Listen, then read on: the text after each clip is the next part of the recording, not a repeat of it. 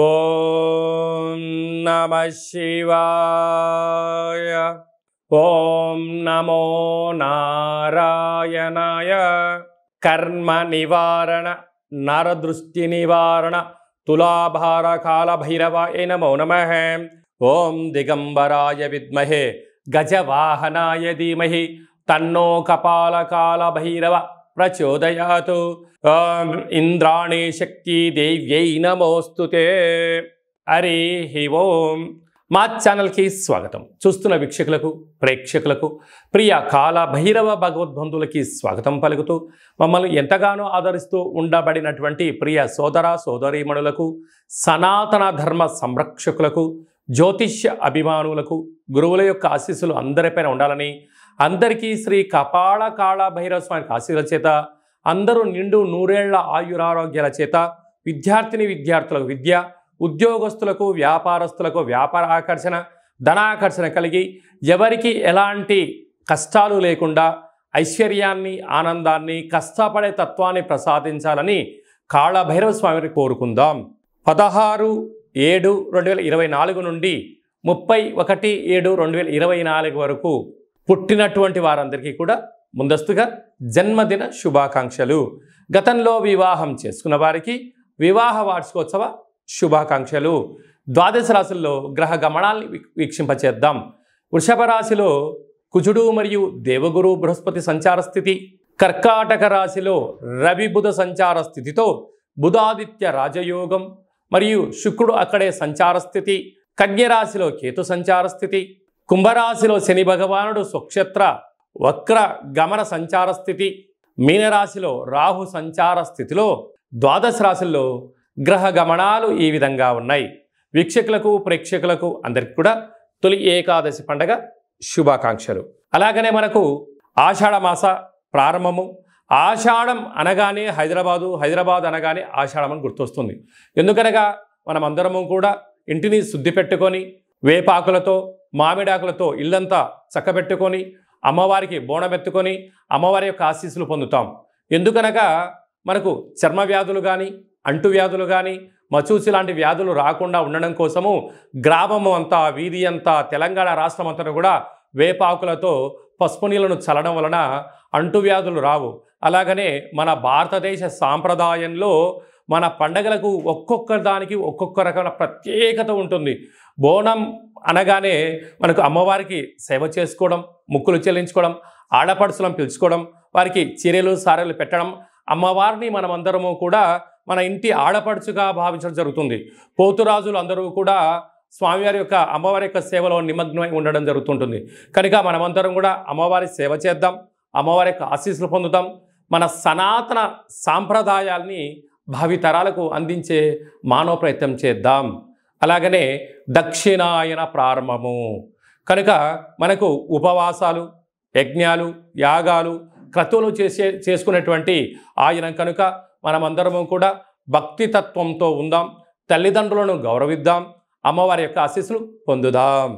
ఆషాఢమాస పూర్ణిమ బహుళాష్టమి సందర్భంగా వృశ్చిక రాశి వారికి ఒకవైపు అర్ధాష్టమ శని భగవానుడు కుంభరాశిలో వక్రగతి సంచారం చేయనప్పుడు ఎలాంటి యోగాన్ని పొందాలి, ఎలాంటి కష్టాలను నిర్మూలించుకోవాలో ఈ వీడియోలో సవివరంగా సంపూర్ణంగా తెలుసుకుందాం. వృశ్చిక రాశిలో ఏ నక్షత్రాలు వస్తాయనగా విశాఖ నక్షత్రంలోని చివరి పాదమైన 4వ పాదము, అనురాధ నక్షత్రంలోని 4 పాదాలు, జ్యేష్ఠ నక్షత్రంలోని 4 పాదాలు కలిపితే వృశ్చిక రాశి అవ్వడం జరుగుతుంది. చాలా మందికి పుట్టినటువంటి కాల సమయంలో డేటా ఆఫ్ బర్త్లో లేనటువంటి కారణం వలన పేరు యొక్క మొదటి అక్షరాన్ని అనుసరిస్తూ ఆ రాశిని తెలుసుకుని ప్రయత్నం చేద్దాం. తో, నా, నీ, ను, నే, నో, యా, ఈ, యు అక్షరాల వర్ణుడు వృశ్చిక రాశి జాతకులే.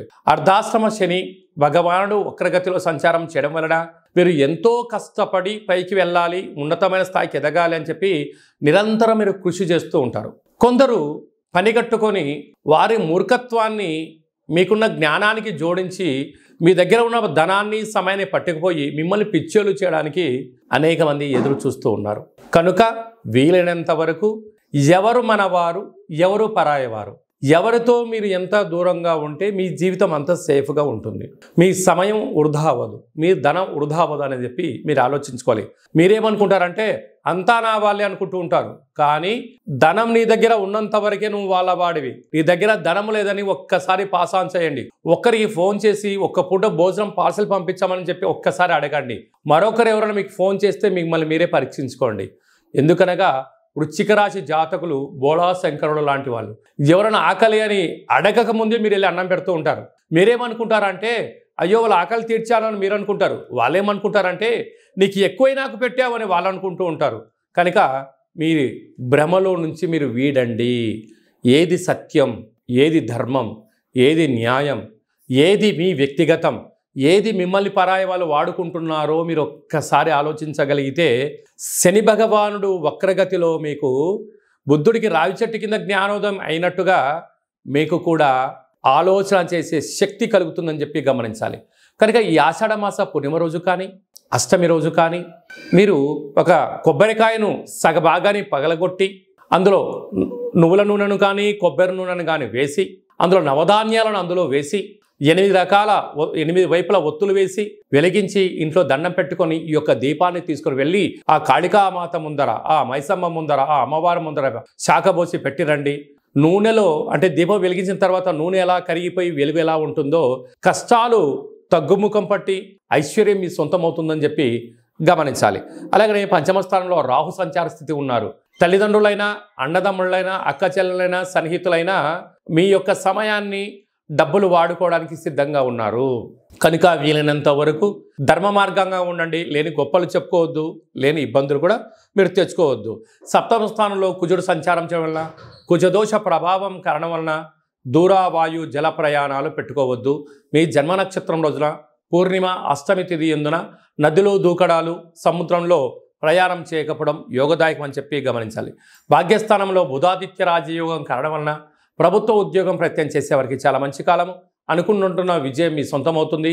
నూతనమైన వస్త్ర బంగారు ఆభరణాలు, భార్యకు భర్త, భర్తకు భార్య, ఇటు పుట్టింటి వారికి అటు అత్తవారింటికి బహుమతులు ఇచ్చి పుచ్చుకోవడం వలన అన్యోన్యత, అనురాగం, ప్రేమానురాగాలకు మీ సొంతమై తీర్థయాత్ర కార్యక్రమాల్లో అన్నింటా విజయం మీ సొంతం కాబోతుంది.